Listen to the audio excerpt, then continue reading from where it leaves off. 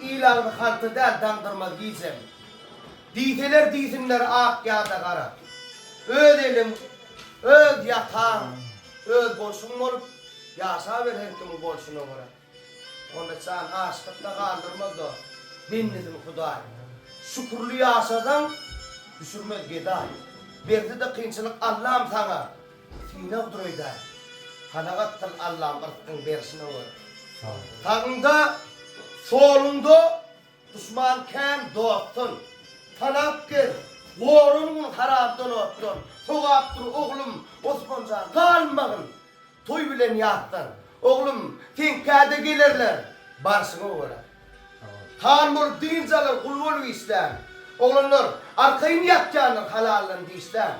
Süzgüttür cedelli adıllık ister. Her kimin hadabı karşına göre. Manisi yaşamana bu yaptı dünya. Hiç kimin zıtma yaşar ne olur, hiç konu değil mi? Ağlayan kıp boldun, köp boldun gülyen, gödürlük her dağıtta görsün o öyle. Sağ ol. Ayırmaz Allah'a sağ.